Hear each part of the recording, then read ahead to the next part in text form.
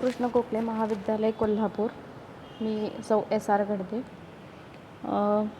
नमस्कार विद्यार्थी मित्र मैत्रिणींनो. इयत्ता 12वीच्या युवक भारती या पाठ्यपुस्तकामध्ये आपण कथा हा साहित्य प्रकार पाहत होतो. कथा या साहित्य प्रकारामध्ये आपण कथेची वैशिष्ट्ये वगैरे पाहिलेली आहेत. त्यानंतर प्रत्यक्ष कथा आपण आज पाहणार आहोत. आपल्या कथेचं नाव आहे शोध. शोध या कथेचे लेखक आहेत व.पु. काळे. व.पु. काळे यांचं पूर्ण नाव म्हणजे व.पु. काळे हे एक प्रसिद्ध मराठीतील सुप्रसिद्ध कथालेखक, निबंधकार, तसेच नाटककार, कादंबरीकार म्हणून आपण त्यांना ओळखतो किंवा ते प्रसिद्ध आहेत.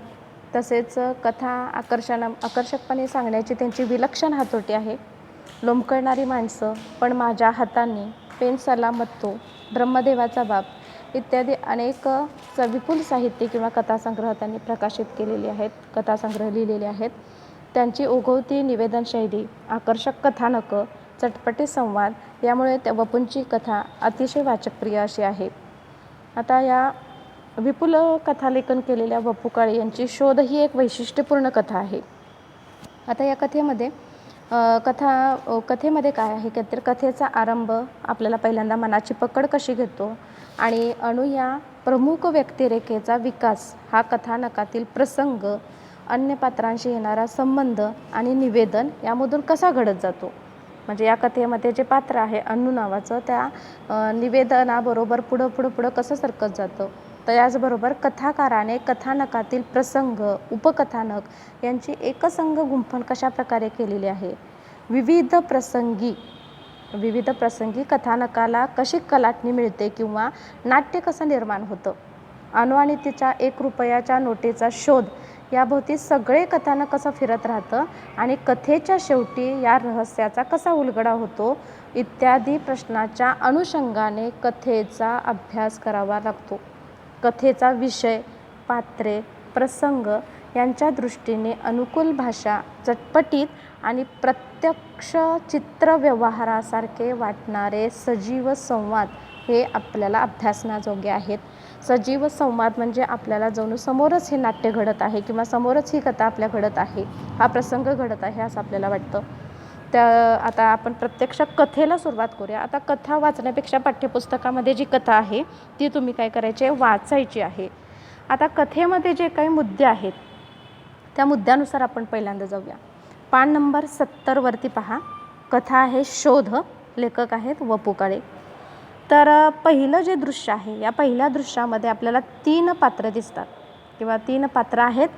त्यातला मी हा निवेदक, मी म्हणजे स्वतः निवेदन करणारा, स्वतः कथा सांगणारा किंवा कथेचं वर्णन करणारा असा हा निवेदक आहे, सांगणारा आहे. त्याची पत्नी मुक्ता आणि अनु. मी हा कथानिवेदक आहे म्हणजे कथेमध्ये जे काय घटना घडतात त्याचं निवेदन करणारं, त्याचं कथा सांगणारी व्यक्ती म्हणजे कथानिवेदक आहे आणि तोच काय करत असतो, हा निवेदक कथा सांगत आहे. तो या कथेचा नायक आहे आणि तो पण केंद्रस्थानी कोण आहे तर अनु आहे आणि तिच्या ही कथा जी आहे त्या अणूच्या भोवतीच काय होत असते, फिरत असते. लक्षात आलं. पहिल्यांदा मी हा निवेदक आहे, त्यानंतर त्याची पत्नी मुक्ता आणि तिसरं पात्र जे आहे ते आहे अनु. आता निवेदक हा त्या कथेमधला मुख्य नाही, केंद्रस्थानी नाही, तर केंद्रस्थानी आहे अनु आणि तिच्याभोवती ही कथा कशी फिरते ते बघूया. आता पहिलंच वाक्य उत्कंठावर्धक आहे किंवा रहस्यमय आहे. आता पहिलं वाक्य कोणतं आहे, अनु आम्ही दोघं तुझी माफी मागतो हवं तर, पण तू काहीतरी बोल, अशी गप्प बसू नकोस. आता या कथेमधून आपल्याला ह्या वाक्यामधून, कथेच्या सुरुवातीला हे वाक्य जे आहे त्या वाक्यामधून आपल्याला समजतं की या कथेमध्ये काहीतरी घडलेलं आहे आणि काय नेमकं घडलेलं आहे त्याचा उलगडा हळूहळू कथा वाचेल तसं आपण पुढं जाऊ तसं आपल्याला समजतं.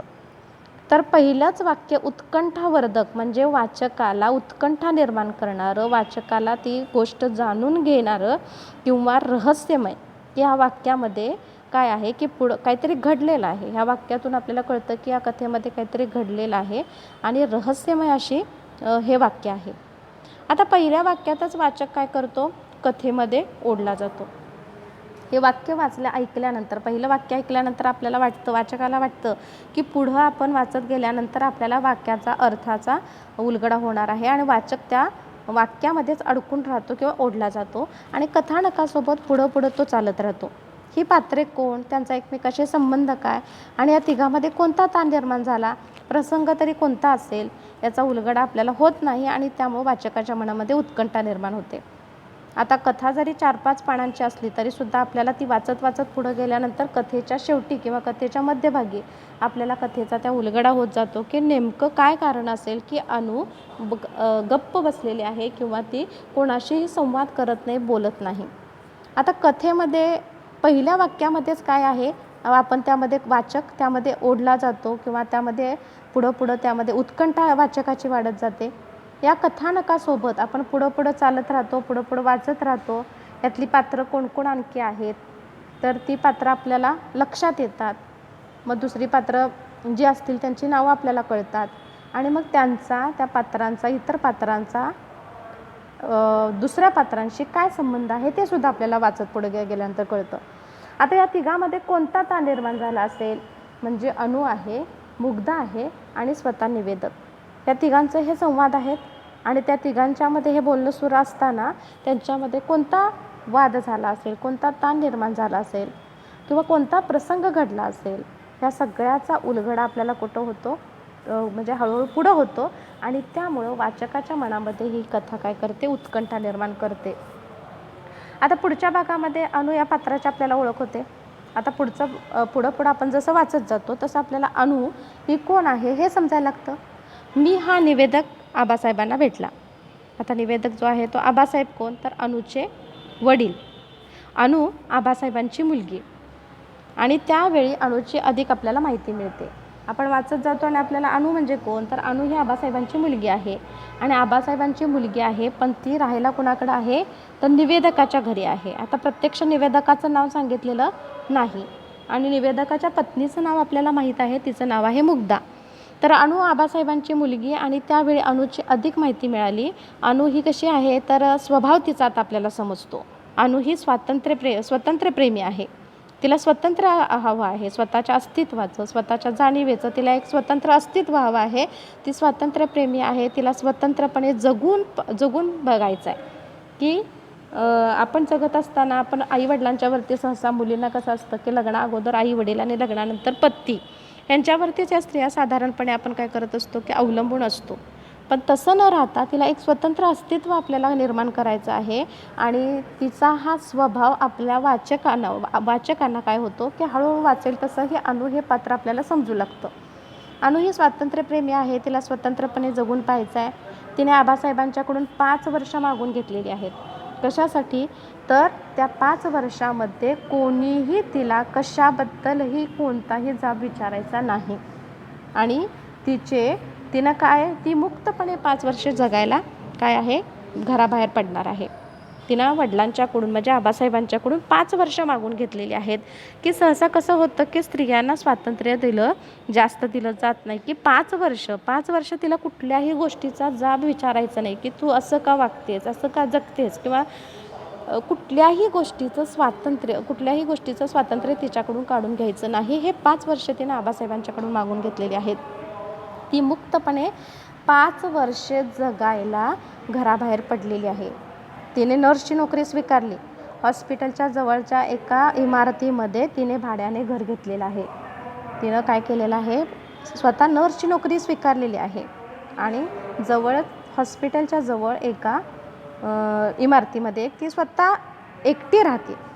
आता कथानिवेदक अनुला भेटण्यासाठी काय करतो, पत्नी मुक्तासोबत पुण्याहून मुंबईला आलेला आहे कथानिवेदक अनुला भेटण्यासाठी. आता कथानिवेदक आता तुम्हाला समजलं असेल कथानिवेदक कोण, तर कथा सांगणारा तो कथानिवेदक. तर अनुला भेटण्यासाठी पत्नी आपली जी आहे कथानिवेदकाची मुक्ता हिच्यासोबत तो पुण्याहून मुंबईला आला. अनुच्या घरामध्येच उतरला आणि तिथे त्याचे मित्र भिडे आणि भिडे वहिनी त्यांना भेटायला तिथं आलेले आहेत. बघा लक्षात आलं का तुमच्या, अनु ही काय आहे, नर्स आहे आणि तिनं जवळच एका इमारतीमध्ये हॉस्पिटलच्या शेजारी असणाऱ्या इमारतीमध्ये खोली घेतलेली आहे राहण्यासाठी आणि तिथे तिला भेटण्यासाठी कोण आलेला आहे? स्वतः निवेदक आणि त्याची पत्नी आलेली आहे. आता ते अनुच्या घरामध्ये उतरलेले आहेत, थांबलेले आहेत आणि त्या ठिकाणी निवेदकाला आणि मुग्धाला भेटण्यासाठी त्यांचे स्नेही म्हणजे भिडे हे पती पत्नी दोघं तिथं आलेले आहेत. आता तिथं आल्यानंतर काय होतं तर गप्पा होतात. गप्पामध्ये वेळ कसा गेला ते समजत नाही. रात्र झाली.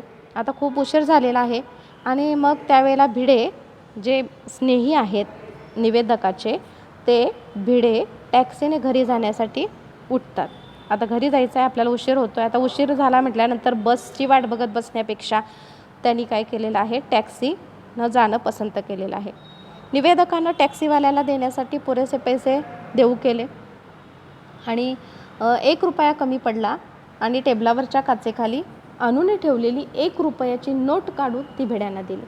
आता सुट्टे पैसे कशासाठी दिले तर टॅक्सीवाला सुट्ट्या पैशांसाठी वाद घालू नये किंवा कुठं काही अडचण येऊ नये म्हणून सुट्टे पैसे निवेदकानं स्वतः त्या भिड्यांना दिलेले आहेत आणि 1 रुपया कमी पडला म्हणून त्यांनी अनुनं जे टेबलाखाली काचेच्या टेबलावरती जी काच आहे त्याच्या खाली 1 रुपया ठेवलेला 1 रुपयाची नोट होती, ती नोट त्यांनी काय केली भिडेंना दिली. आता तिथून पुढं काय होतं, कथेला सुरुवात होते. 1 रुपयाची नोट काढून ती भिड्यांना दिले आणि भिडे निघून गेले. इथेच खरा घोटाळा झाला आणि कथेला तिथून खरी सुरुवात झालेली आहे. आता अनु घरी आलेली आहे. घरी आल्यावर तिला काय समजतं की तिच्या त्या टेबलाच्या काचेच्या खाली टेबलावरती जी काच आहे त्या काचेखाली ती 1 रुपयाची नोट तिला दिसली नाही. ती प्रचंड नाराज झाली आणि मग तिनं काय केलं, तिला राग आला, तिला संताप आला आणि 1 रुपयाची नोट देऊन टाकल्यामुळं काहीही नुकसान झाले असं निवेदकाला मुळीच वाटत नव्हते की 1 रुपया तरी आहे. 1 रुपया दिला म्हणून असं खूप काही मोठं आभाळ कोसळलेलं नाही किंवा खूप मोठं संकट आलेलं नाही आणि त्यामुळं निवेदकाला वाटलं की 1 रुपया तरी आहे. पण असं निवेदकाला वाटलं नाही. पण अनुला मात्र काय झाला, राग आला की 1 रुपया जरी दिला असला, 1 रुपया काय खूप मोठी गोष्ट नव्हती, पण ती अनुच्या परवानगीशिवाय दिली त्यामुळं निवेदकाला थोडंसं वाईट वाटलं. पण अनुला मात्र त्या गोष्टीचा खूप राग आलेला होता आणि हे त्याला मुळीच योग्य वाटलं नाही की 1 रुपया दिल्यामुळं अनुला एवढा का राग आला. पण अनु हट्टाला पेटली होती. तिने खूप रात्र झाली होती तरीसुद्धा भिड्यांच्याकडे जाण्याचा निर्णय घेतला. त्या दोघांना त्याचा धक्काच बसला. अनुनं काय केलं की लगेच रात्री त्या भिड्यांच्याकडे जायचं आणि ती 1 रुपयाची नोट आपली परत आणायची म्हणून काय केलं, तिथून उठली आणि आता भिड्यांच्या घरी जायचं आणि तिथून आपली 1 रुपयाची नोट घेऊन यायचे. पण मात्र ह्या विचारानं, अनुच्या ह्या निर्णयानं ह्या मुग्धा आणि निवेदकाला मात्र धक्काच बसला की हा कसला हट्ट की 1 रुपयाचं तरी बाब आहे. पण काय होतं, भिड्यांच्याकडं गेल्यावर समजलं की भिड्यांनी ती नोट टॅक्सी ड्रायव्हरला दिलेली आहे आणि नंतर आढळलं की टॅक्सी ड्रायव्हरने ती नोट हॉटेलवाल्याला दिली. अखेरची ती नोट मिळाली तेव्हा अनुनं त्या नोटेमागचे रहस्य सांगितले. आता या 1 रुपयाच्या नोटेसाठी अनु हा अट्टहास का करते हा प्रश्न निवेदकाने मुग्धाला पडला की या 1 रुपयाच्या नोटेपाठीमागं कारण तरी काय आहे की तीच नोट तुला पाहिजे.